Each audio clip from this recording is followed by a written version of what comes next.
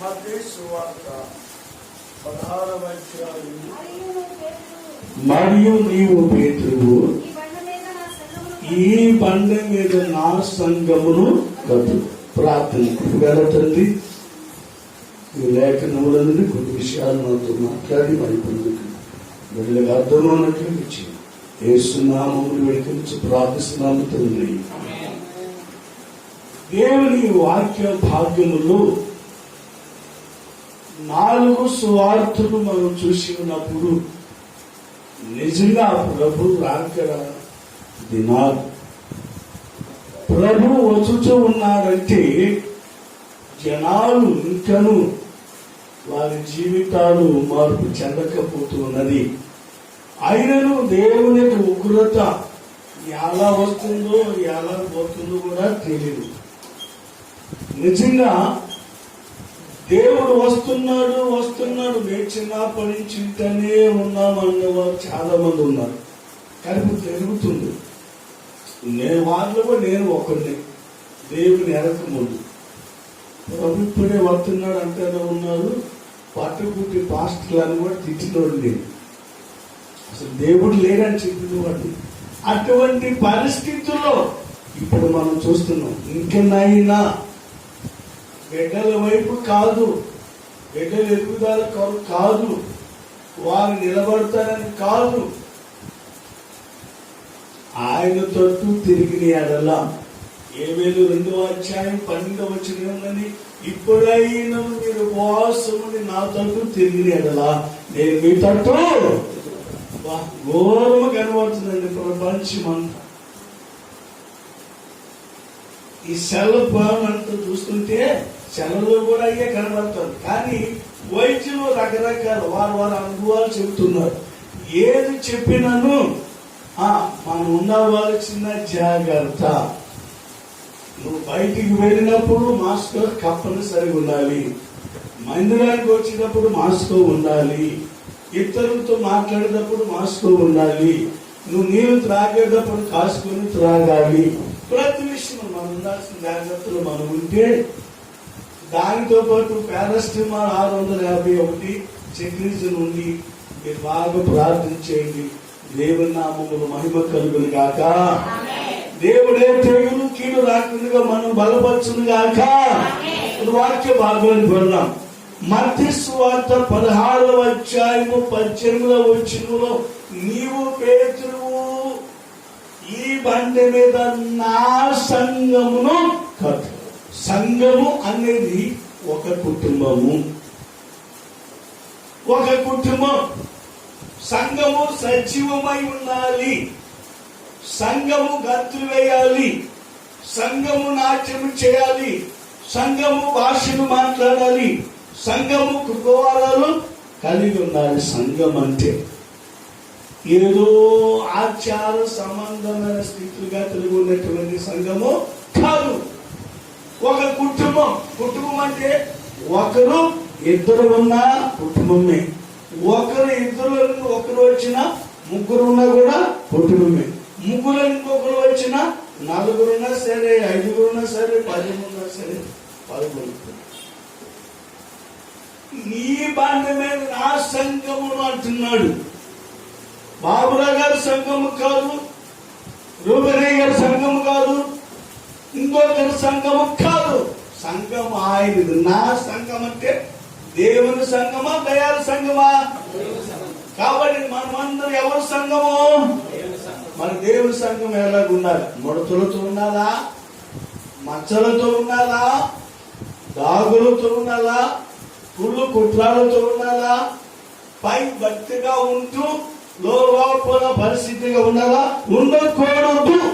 ఒకవేళ ఉన్నట్లయితే పేతురుతో చెబుతున్న యేసయ్య మనందరితో చెబుతున్న, నాతో కూడా సహా, ఇప్పుడు మనమందరం ఏం చేయాలంటే దేవుని సంఘముగా ఉండాలంటే ఇప్పుడు మనం తీర్మానంకు రావాలి. ఎబ్రీ రాసిన పత్రిక 13వ అధ్యాయం 4వ వచనముకు రండి. ఒక కుటుంబము, ఆ కుటుంబము కట్టబడాలంటే ఏమవ్వాలి? వివాహం అన్ని విషయములలో. ఈ రోజులో చాలా మంది, ఈ రోజున ఏప్రిల్ 25న పెళ్లి రోజు చేసుకున్న వాళ్ళు చాలా మంది ఉన్నారు. కృతజ్ఞత కలిగిన వాళ్ళు చాలా మంది ఉన్నారు. కృతజ్ఞత లేని వాళ్ళు చాలా మంది ఉన్నారు. ఏమైనా సరే వివాహము అన్ని విషయములలో ఏది ఘనమైనది?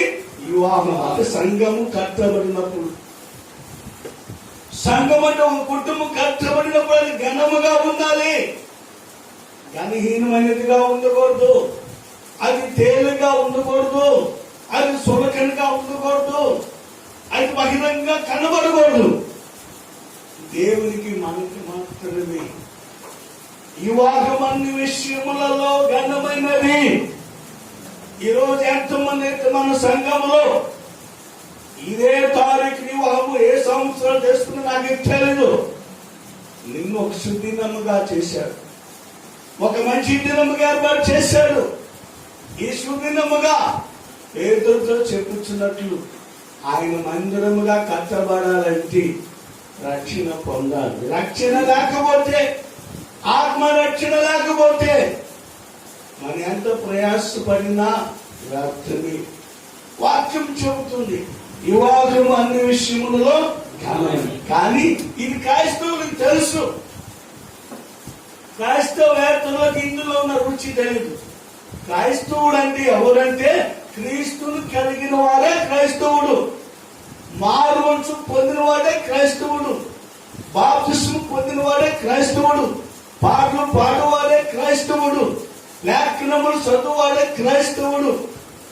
ఈ క్రైస్తవుడు అన్న వాళ్ళు ఏం చేయాలంటే ఈ లేఖనాన్ని, ఈ వాక్యాన్ని, ఈ పేతులతో ఎబ్రిలో ఉన్న సంఘానికి పౌరులు చెప్పున్నట్లు మనము కూడా ఏం చేయాలా?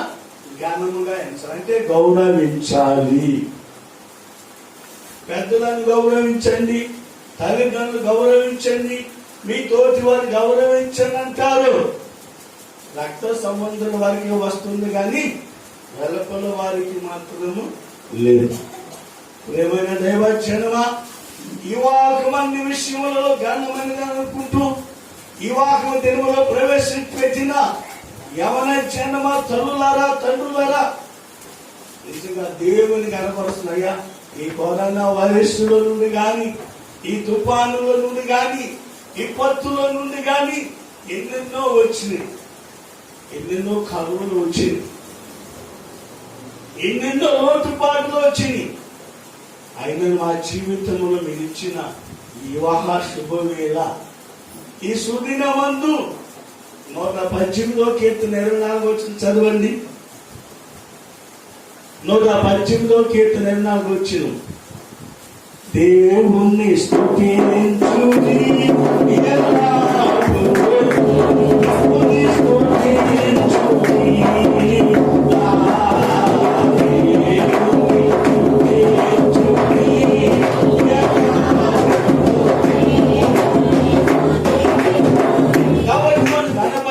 అంటే అక్కడ ఇది యెహోవా ఏర్పాటు చేసినా ఉందా లేదా?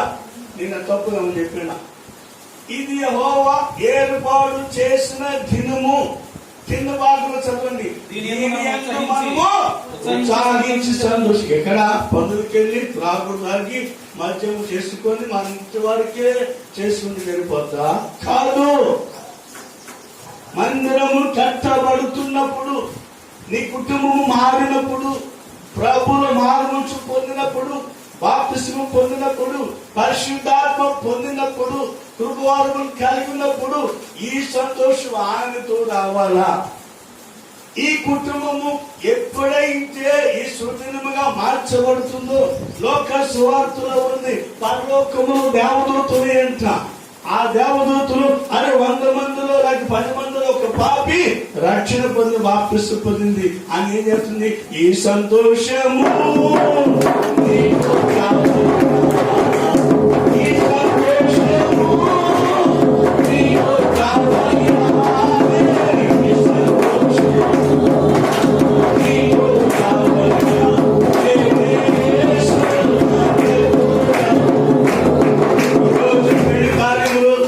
సంతోషిస్తూ తల్లిదండ్రుల మీద ఆధారపడినటువంటి వారికి ఇంకాను శుభదినాలు ఇంకా లేవులే, ఎప్పుడో చేసుకోవచ్చు అనుకుని నిర్లక్ష్యం చేసిన వారందరికీ దేవుడు అన్నాడు, రమ్ము, ఇక సమయం ఇస్తున్నాడు.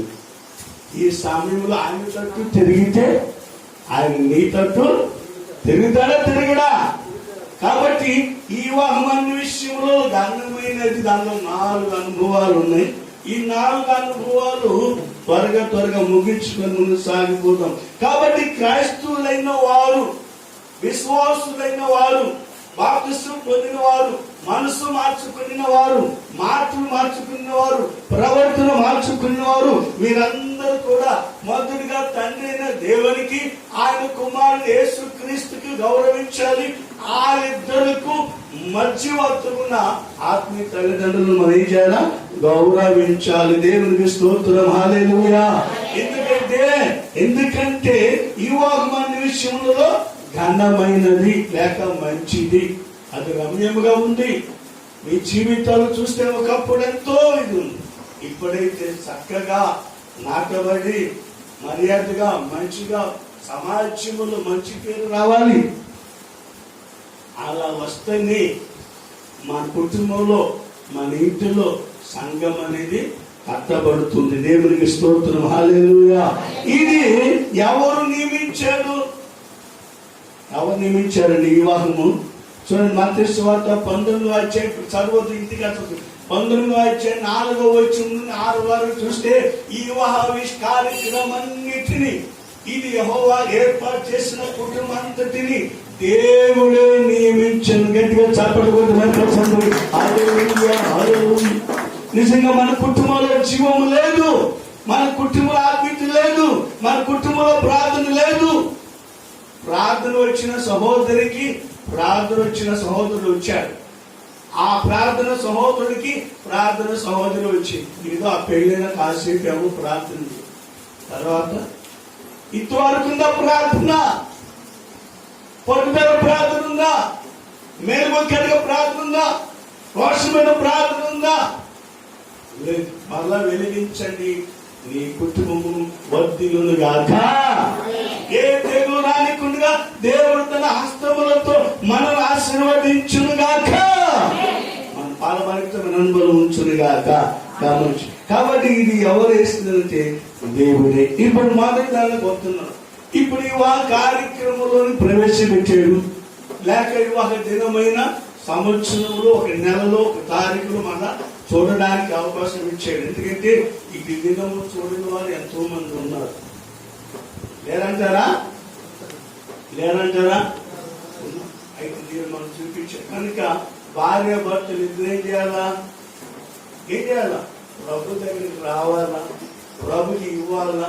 ప్రభు నీకు ఇస్తున్నాడు, అది 1 రోజు కానీ 2 రోజులు కానీ 2 రోజులైనా కానీ, పని ద్వారా కావచ్చు, లేకపోతే బంధువుల ద్వారా కావచ్చు, తల్లిదండ్రుల ద్వారా కావచ్చు, ఎలాగైనా. అప్పుడు నువ్వు దేవునికి ఏమి ఇవ్వాలి? చూడండి ఏమిస్తున్నావు. 1 దశలోకి రాసిన పత్రిక 5వ అధ్యాయము 16వ వచనం చదవండి. దేవునికి మనం ఏం చెల్లించాలి? విందా, బంగారమా, ఇత్తడా, రాగా, లేదా ఏమి చెల్లించాలి అక్కడ అంటాడు.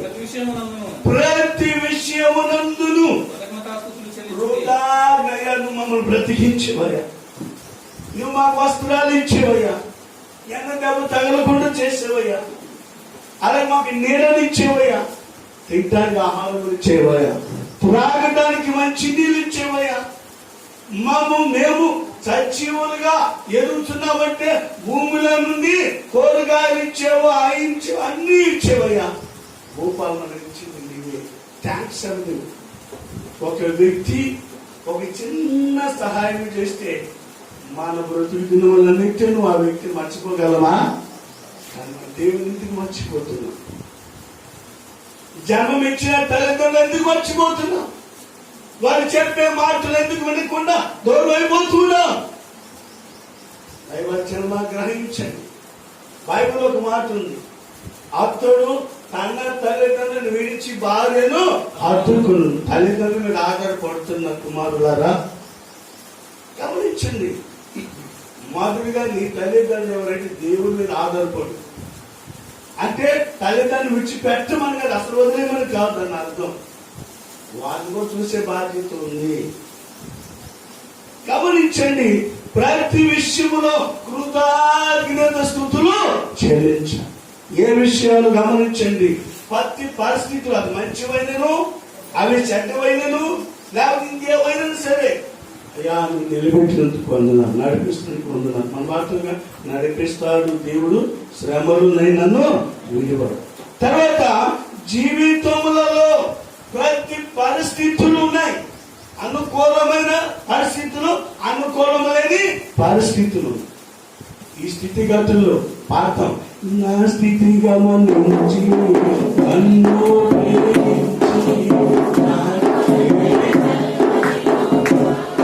ఏది అయ్యారు సాగర్ గారు, ఏది నీ తీర్మానం? మా మేఘన, ఏది మీ తీర్మానం? వయములో చేసిన తీర్మానం గమనించానయ్యా, పిలిచావయ్యా, నీ తట్టు తిరిగిందయ్యా, బాప్టిజం తీసుకుంటానని ఎన్నిసార్లు అన్నా? వారే కాదు, ఇక్కడ కూడిన వారందరిలో ఈ రోజైనా రేపైనా పెళ్లి రోజుగా జీవించున్న వారు ఎవరైనా సరే ప్రతి విషయములలో, ప్రతి పరిస్థితులలో, అనుకూలమైన పరిస్థితి, అనుకూలమైన పరిస్థితులలో దేవుడికి ఏం చెల్లించాలంట? కృతజ్ఞతలు.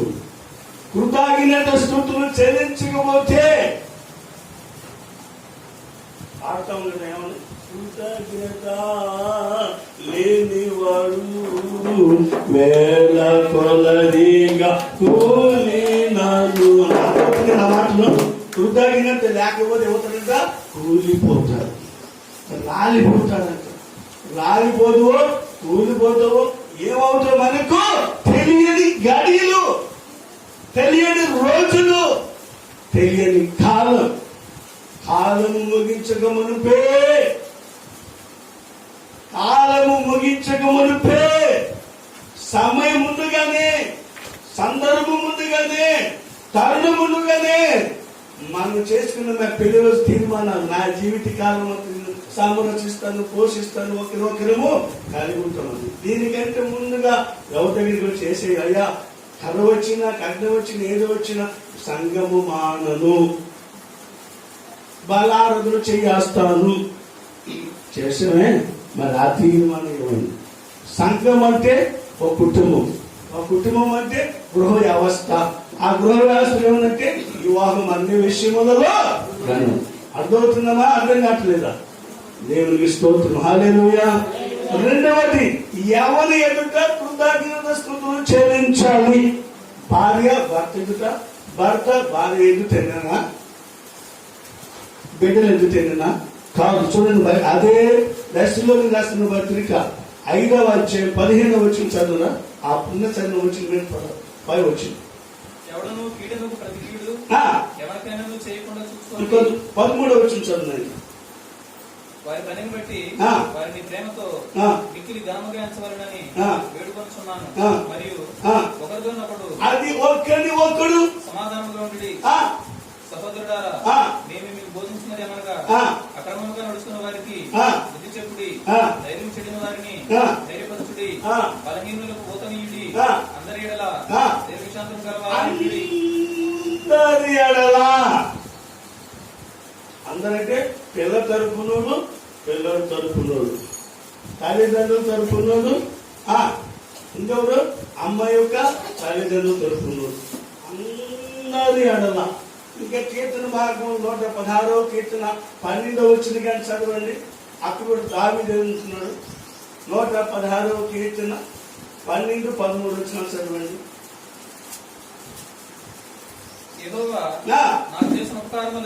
యెహోవా నాకు చేసిన ఉపకారములన్నిటికీ నేను ఆయనకేమి చెల్లించుదును. నేను ఆయనకు ఏమంటున్నాడు? ఆయన ఎన్నేమంటున్నాడా? బంగారం ఏమంటున్నాడా? ఆస్తులు ఏమంటున్నాడా? పాస్తులు ఏమంటున్నాడు? అది నీ తీర్మానమే. ఆది అపోస్తలుల కాలంలో వారు కలిగినంత ఎన్ని పొలాలు పొలాలను ఇచ్చారు. ఆ పొలములు అమ్మినంత కూడా ఇచ్చారు. వారి గృహములన్నిటి కూడా అపోస్తుల పాదం దగ్గర పెట్టినది. అపోస్తుల 4వ అధ్యాయం అంతా చదవండి. అది సంఘమునకు సంబంధించిన ఇది సంఘ చరిత్ర కూడా చెప్పుకోవచ్చు. గమనించండి ప్రియమైన వాళ్ళరా, ఎవరు ఎదుటంటే అందరు ఎదుట అన్నాడు 13వ వచ్చింది. ఆయన ప్రజలందరి ఎదుట నేను ప్రార్థన చేస్తున్నావా? తల్లి, తండ్రి, వివాహ కార్యంలో ప్రవేశించి పెట్టిన భార్య భర్తలుగా చేస్తున్నావు. ఇంటిలో ప్రార్థన ఉందా? నీ జీవితంలో ప్రార్థన ఉందా? వస్తున్నావు, కాళ్ళు కడుక్కుంటున్నావు, ఇప్పుడే వస్తానంటే వెళ్ళిపోతున్నావు, మళ్ళీ వస్తున్నావు, పోతున్నావు, పార్టీ మీద వెళ్ళిపోతున్నావు. అది దైవ చిత్తమా? కాదు. అందరికీ చెబుతున్నాను నేను. ప్రార్థించారు. ప్రార్థన యేసుని సందర్శన. మన పాఠం, నువ్వు చేసిన ఉపకారములకు నేనేమి చెల్లించను. మరి బైబిల్ పట్టుకుంటాం, ఆయన కూడా రాగానే మన హీతులు పిలిస్తే ఎన్ని పనులు మానేసి స్నేహితులు పరిగెత్తకూడదు, పరిగెత్తి పాడుతున్నట్టు నిలబడి చెప్ప నీ ఇంటిని, నీ జన్మదినాన్ని, నీ సంతోష దినాన్ని, నీ కుటుంబ దినాన్ని ఆనందించు, కనపరచు. అందుకని రెండోది, ఎవరి ఎదుట కృతజ్ఞతాస్తుతులు చెల్లించాలంటే అందరి ఎదుట. ఎవరు ఆ అందరూ? 49 కీర్తన భాగం మొదలు చూస్తే సామాన్యులేమి, సామంతులేమి, ధనికులేమి కాదు. అది వాక్యం ఎదిగిన వాళ్ళు అందరూ చేయట్లా, ఎరగిన వాళ్ళు చేయట్లా. అసలు దేవుని పిల్లలకి ఏంటి తెలియని వారికి తెలియపరచటింది. అందుకని ఈ కోరని వైరస్ రావటం, అందుకని ఈ విపత్తులు రావటం, ఈ విపత్తులు దేవుడిని తప్పిస్తున్నాడు. కుమారుడా, ఇప్పుడైనా సరే నువ్వు మరపెట్టు. 91వ కీర్తన కాబట్టి మోషన్ భక్తుడు నన్ను ప్రేమించున్నాను. ఏనాడను ప్రేమించావా? ఆయనను తప్పిస్తున్నాడు. ఇప్పుడైనా సరే దేవుని తట్టు తిరుగు, ఆయన నీ తట్టు తిరుగుతాడు. కాబట్టి అందరి ఎడల, ఆయన ప్రజలందరి ఎడల ఏం చెల్లించాడు చెప్పండి? కృతజ్ఞతాస్తుతులు చెల్లించి. ఎలాగో చెల్లించాలి? 1 దేశానికి 5:15 చదివారు. కీడునకు ప్రతి కీడు చేయకూడదు. నాకే కీడు వచ్చింది, ఆ కీడుకు ప్రతి కీడు చేయకూడదు. కీడుకు ఆపోజిట్ ఏమని చెప్పండి? మేలు చేయాలి. కీడుకి ఏం చేయాలి? మేలు చేయాలి. అది చేతో, అది ఎవరికి చేయాలో మేలు కలిగిన వారికే చేయగని ఎవరు బట్టి వారికి చేయకూడదు. అది కూడా చెప్తుంది. కీడుకు ప్రతి కీడు చేయాలి. మరి ఏం చేయాలి? 1 పేతురు రాసిన పత్రిక 3వ అధ్యాయం 9వ వచనం. కీడుకు ప్రతి కీడు చేయకూడదు. ఏం తెలుసు? 1 పేతురు 3వ అధ్యాయం 9వ వచనం. ఆశీర్వాదములకు వారసులై అక్కడ పిలువబడుతుంది. ఈ రోజు ఒక దినముగా కట్టబడి ఉంటేది, ఒక కుటుంబంగా కట్టబడితివి, సమాజము స్థిరంగా ఉంటుంది, బిడ్డలను ఇచ్చాడు, గర్భఫలములు ఇచ్చాడు, అన్ని చేశాడు.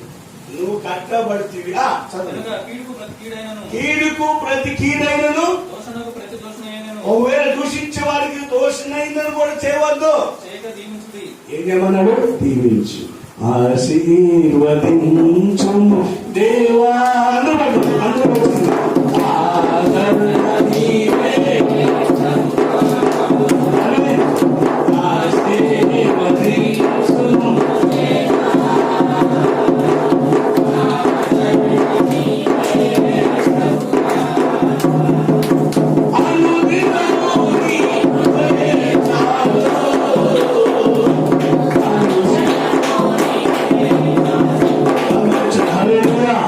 అనుదినం నీ కృపయే.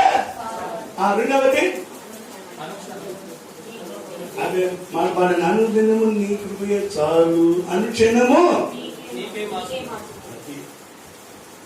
మన స్థుతులు ఆయనవి చెల్లించాలి. అందుకని ఆశీర్వాదం శాపాన్ని ఎవరి నాటి ఉంచాడు?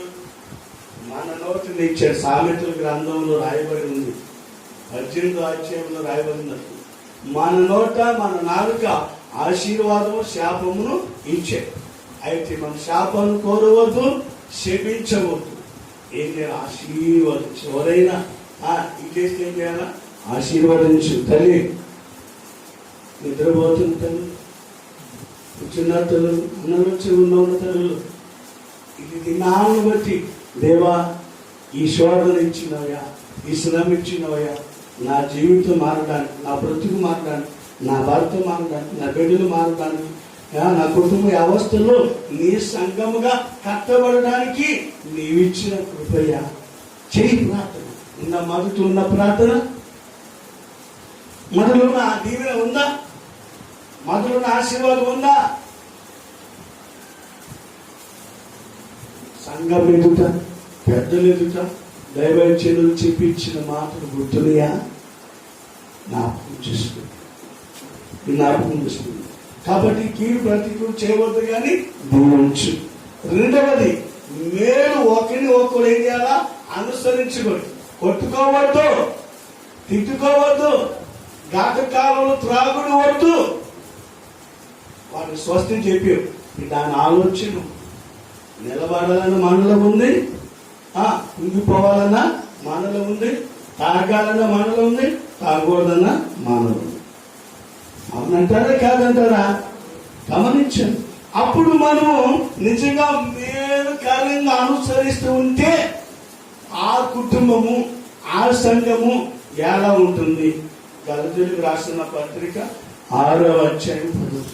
మేలును మేలును మరచిపోలే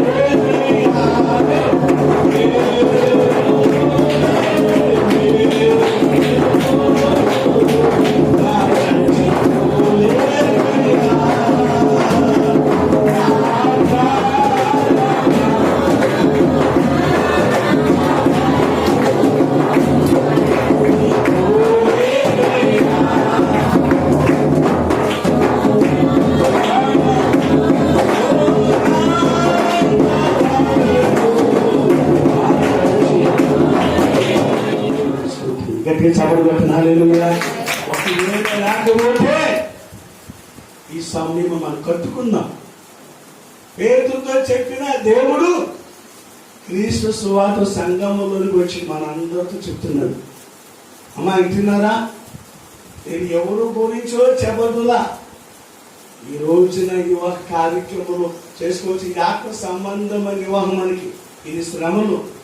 ఈ శ్రమలైతే మనం పెళ్లి చేస్తే పెళ్లి కూతురికి పెళ్లి కుమారుడికి ఏం చేస్తారు? 4 చెప్తారు. ఇది మనకి నలుగు.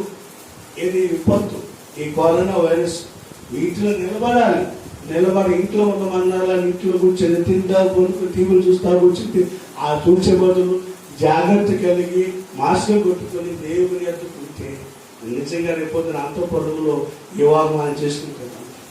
కొద్దిగా ముందుకు వెళితే 108వ కీర్తన 3వ వచనంలో చదవాకండి, అవుట్లైన్ చెబుతున్నా. అక్కడ నీ భార్య ఫలించు ద్రాక్ష. నీ అంటే ఎవరు? ప్రకృతిగా చూస్తే నా భార్య పాస్టర్ గారు. ఆత్మీయంగా చూస్తే మనమందరం ఆయనకి ఏమైనా చెప్పండి? భార్య. భార్య అంటే సంఘం. సంఘం ఆయనకి శ్రమలమ్మా. ఈ నలుగులో నీవు ఎలా ఉన్నావు? నలుగైన తర్వాత ఏం చేస్తారు? స్నానం. బాప్టిస్ట్ పొందురా? నా కొడుకు ఉద్యోగం రావాలి, మా అన్న కూతురు వేయాలా, అప్పుడు గొప్ప గొప్ప అవ్వాలా, అప్పటిని కూడదుతో కన్నులారు చూస్తున్నాం. తమ్ముల్లో, చెల్లెల్లో, అమ్మలో, నాయనలో కన్నులారు చూస్తున్నాం. సమయం ఇస్తున్నాను. సమయం లేదండి, సాకులు మానండి, అది దేవుని ప్రక్కకు చూడండి. సమయం లేదండి, సాకులు మానండి, సకల దేవుని ప్రక్కకు చూడండి. అప్పుడు ఆ కుటుంబం తెగిపోతుందా? తెగకుండా స్థిరపడుతుందా? సంఘం కట్టబడుతుందా? ఎలాంటి వారు ఉండిపోతుందా? సంఘం ఎడబాటు అవుతుంది. కట్టబడి ఏది కట్టబడి ఎలా చూసుకుంటే మనం కూర్చో దీని విషయంలో భయపడి. ఏదేమైనా మనమందరము రాని వారి దగ్గర హెచ్చరిస్తూ దూరంగా ఉంటేనే ఇది మన పరీక్షమా, ఇది మనకు నలుగమ్మా, ఇది మనకు శ్రమలమా, మనం ఒక రోజు వివాహం చేసుకునే రోజు రాబోతుంది. కాబట్టి నీవు నేను మనకు అవకాశం ఎగబాయవద్దు, తెగవద్దు అని చెప్పి అది 4 కీడుకు ప్రతికూలు చేయకుండా దీవించు. మేలు చేయి, కీడు చేయబాక. కానీ ఏం చేయాలా? ఆ మేలు చేసే ఇల్లు ఎలా ఉంటుంది? విశ్వాస సంబంధమైన ఇల్లుగా ఉంటుంది. ఎప్పటి వరకు ఉంటుంది అది? ఎల్లప్పుడు. మరి ఎల్లప్పుడు ఉండే ఇల్లు తెగిపోతుందా? పడిపోతుందా? పడిపోదు, తెగిపోదు, నిలబడి ఉంది. అందుకని ఉదాహరణగా మత్తయి సువార్త 7వ అధ్యాయం 24 చదువుకోండి. ఒకడు ఇసుక మీద కట్టాడు, ఒకడు రాతి మీద కట్టాడు. గాలి వానలు వచ్చినాయి, ఏ ఇల్లు పడిపోయింది? రాతి మీద కట్టిన ఇల్లా, ఇసుక మీద కట్టిన ఇల్లా? అది గుర్తొచ్చింది. ఇంకా మారు మనసు పొందకుండా, మనసు మార్చుకోకుండా, బాప్తిస్తు పొందకుండా, పరిశుద్ధాత్మ పొందకుండా, ఏదో నా దేవుడు తాళంతులు ఇచ్చాడు, పాడగలను, ఆడగలను, వ్యాపారం చేయగలను, అన్ని కూడా పార్టీ అనుకుంటే కుదరదు.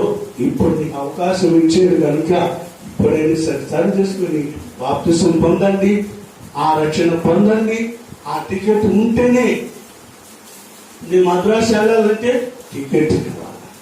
ఇదివరలా కాదు, టికెట్ ముందుగానే రిజర్వేషన్ ఎంచుకుంటేది.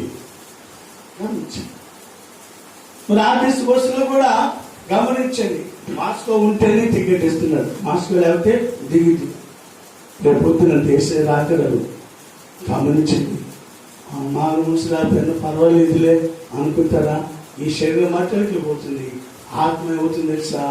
దేవుని దగ్గరికి వెళ్తుంది, నరకానికి వెళ్తుంది. నువ్వు నరకానికి వెళ్తావా? ఏసే దగ్గరిలో ప్రాణం పెట్టిన ఆయన దగ్గరికి వెళ్తావా? కాబట్టి సమయంలో ప్రియమైన 3 విషయాలు చెప్పాను. మొదటి ఏంటంటే మనం ఏమి చెల్లించాలి, ఒకటి చెప్పాను.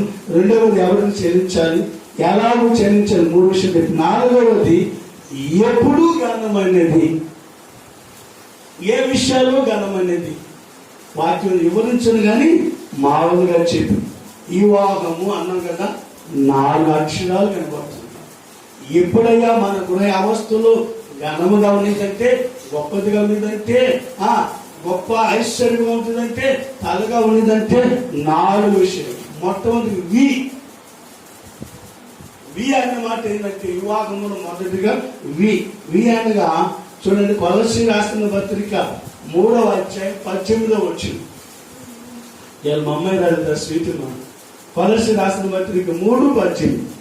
వి అంటే భార్యలారా ఎవరికి విధేయత కలిగి ఉండాలి? మొదటి భర్త నిన్ను నన్ను సృష్టించి ఆరోగ్యం నుంచి, ఆయుష్కాలం నుంచి, సుఖజీవులు ఇచ్చి ఒక గృహస్థుడిగా చేసిన దేవుడు మనకు భర్త. దానికి ఆధారం కావాలా? యెషయా గ్రంథము 55వ అధ్యాయము 4వ వచనం. ఇంటిగా చదువుకోండి. ఈరోజు ఆయన మొదటి భర్త. రెండవ భర్త ఇప్పుడు మన కాపురం నేర్చినవే, ఆయన మనకి భర్త. ఆ భర్తతో విధేయత ఉండాలి, వినయము ఉండాలి, విశ్వాసంగా ఉండాలి, నమ్మకంగా ఉండాలి, ఇంకా మంచిగా ఉండాలి. ఇంకెంతో చెప్పుకుంటా పోతే సమయం చాలు. చెప్పన్నాను కదా, ఏమనిచ్చినాను కదా. ఒకటి ఇవి ఉండాలి. భార్య విధవుతుందంటే భర్త ఏం చేయాలి? విసిగించకూడదు. పురుషులారా, మీ భార్యను విసిగించకండి, కష్టపెట్టకండి, నిష్ఠూర పెట్టకండి, కలత పెట్టకండి, తిట్టవాకండి. ప్రేమించు. ప్రేమలోనే ఉంటుంది మొదటి. రెండవది చూడండి, కొలస్సీ రాసిన పత్రిక అదే 3వ అధ్యాయం 16వ వచనం. 3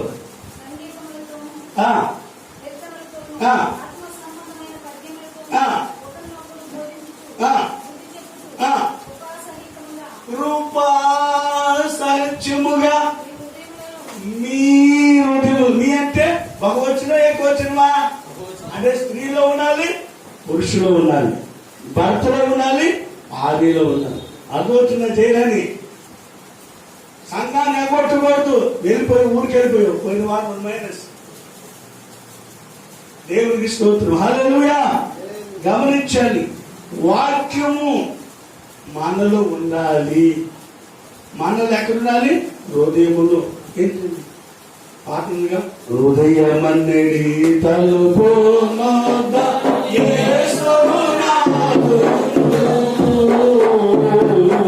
హృదయమన్నడి తలుపు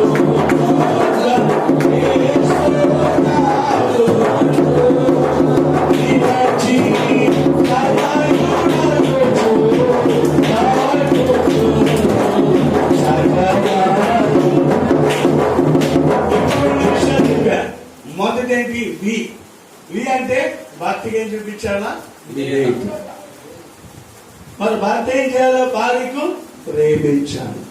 పాటలు ఆరాధులు ప్రేమించడం అధికమైన ప్రేమ కావాలి. ప్రేమిస్తున్నారా? తిరస్కరిస్తున్నారు.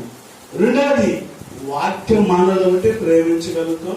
విధేయత వాక్యం మన హృదయంలో ఉన్నప్పుడు లోక వార్తలు రావు, చెడు వార్తలు రావు, దుర్వార్తలు రావు, బూతులు కూడా రావు. చూడండి, రోమ రాసిన పత్రిక 10వ అధ్యాయం 8వ వచనం. పిల్లలు అదే మనం చెప్పుచున్నది, వాక్యము నీ యొక్కను, నీ నోటను, నీ హృదయములో ఉన్నది.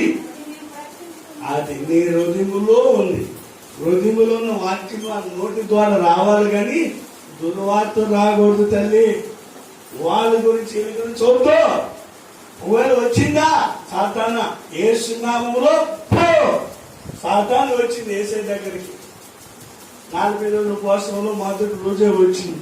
నువ్వు దేవుని కుమారుడు అయితే ఈ రాళ్ళ రొట్టెలో ఇంకా పైకి వెళ్ళింది.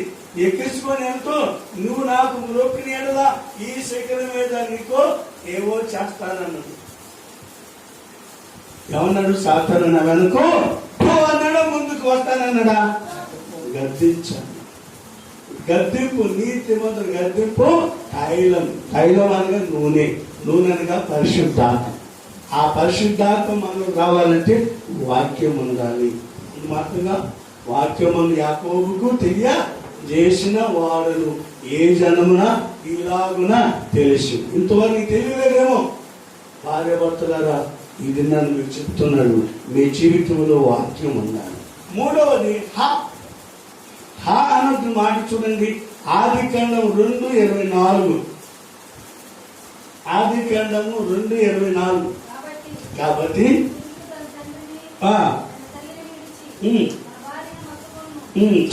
తన 147వ కీర్తన 14వ వచనం చూడండి. 147వ కీర్తన 14వ వచనం. ఆమె చాలు. హత్తుకొనుటలో సమాధానమా హద్దు. మన ఇంటికి హద్దు, మన మందిరానికి హద్దు. ఏడు నుంచి ఆ చివర, ఆ నుంచి చివర, తూర్పు పాల్గొనని దిక్కు నాకు అది తెలియదులే. గమనించండి. కాబట్టి హత్తుకోవాలి. భర్త భార్యను హత్తుకోవాలి. వాళ్ళ తల్లిదండ్రుల మీద మనసు రానివ్వదు. డబ్బులో ఉన్నది భర్తలోనే ఉంది. అమ్మా వింటున్నారా? పురుషులారా వింటున్నారా? తండ్రులారా వింటున్నారా? తల్లులారా వింటున్నారా? వారి తల్లిదండ్రుల మీద మనసు రాని చేయాలంటే పురుషుడు నీలో ఉంది. కాబట్టి నీలో ఉండాలి. హత్తుకో. నీవు నీ భర్తను హత్తుకో, భర్త నీ వాళ్ళని హత్తుకో. మీ ఇద్దరి జీవితంలో ఏముండాలి? సమాధానం. అందరితో సమాధానం, బిడ్డలతో సమాధానం, రక్త సంబంధముతో సమాధానం, సంఘముతో సమాధానం, సంఘ వెలుపల వారితో సమాధానం, అందరితో సమాధానము కలిగి ఉంటాం. హత్తుకుంటున్నావా? హత్తుకోకుండా పీకాడుతున్నావా? ఇంతకాలం పీక ఉండవచ్చు, పీకవచ్చు. ఎదుగుదల పనులు బిడ్డల వైపు చూడు, యేసు వైపు చూడు. యేసు రాకడ వరకు సిద్ధపడు. ఇంకో మాట చెప్పి నేను ముగిస్తాను. టైం అయిపోయింది. గమనించండి. మూ అంటే చూడండి, 1వ దశలోనికి రాసిన పత్రిక 5వ అధ్యాయం 26వ వచనం ముగించేస్తాను. 1వ దశలోనికి 5:26. పవిత్రమైన ముద్దు పెట్టుకొని సహోదరులందరికీ, సహోదరులందరికీ. అక్కడ ఆ కాలంలో సహోదరులు, ఈ కాలంలో ఎవరమ్మా? సహోదరి. అక్కడ మీ సహోదరులను పెట్టుకోండి, కలుపుకోండి, మాట్లాడుకోండి. ఆ కాలంలో సహోదరులందరికి వందనములు, ఈ రోజులో సహోదరులకు వందనములు. పవిత్రమైన ముద్దు కావాలి. యోగేశ్వరులాగా యేసయ్యను అప్పగించేదే ఏముందది? కపటమైన ముద్దు వద్దు. లెక్కలేని వాడు అంటే ఎన్నో ముద్దులు పెడతాడు. ప్రేమ లేని వాడు పాకస్తులేని ముద్దు అలా ఉండవద్దు. కాబట్టి అందుకని చెప్పాడు మత్తయి సువార్త 16వ అధ్యాయం 18 వచ్చిన, పేతురు నీవు పండవు ఈ బండ మీద నా సంఘములో కట్టుదును. సాగర్ నిజంగా గొప్ప సేవకుడు అవ్వాల్సిన ఈరోజు వాళ్ళ పెళ్లి రోజు అది నాకు తెలుసు. వాళ్ళు నేను చెప్పాల ఈరోజు ఈ వాక్యం చెప్తానని గమనించండి. వాళ్ళే కాదు, నా క్వార్టర్స్లో ఒక సహోదరులు ఉన్నారు, వాళ్ళు కూడా పెళ్లి రోజు వాళ్ళకి గ్రీటింగ్ చెప్పేది ఒకటి కాదు. గమనించండి.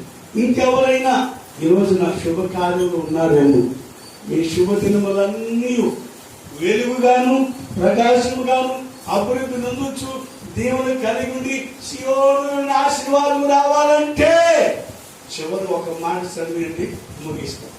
108వ కీర్తన మొదలువచ్చు. యెహోవాయందు భయభక్తులు కలిగి ఆయన త్రోవ. నువ్వు దేవుని త్రోవలోకి వెళ్ళేటప్పుడు ముళ్ళు వస్తాయి, రాళ్ళు వస్తాయి, అడ్డుపడే వాళ్ళు కూడా వస్తారు. మరేమంటాడంటే గోపి ఇక్కడ దాకా వెళ్తాం రావా, వచ్చావుగా ఇక్కడ లోపలికి వెళ్తాం రా, నేను రానన్నా, కాదు రా గోపి, పోవద్దు పోవద్దు, మనం చూపించాల్సింది యేసు. పోవద్దు, ఎవరు చూపించాలి? యేసు. నిన్నే నిన్నే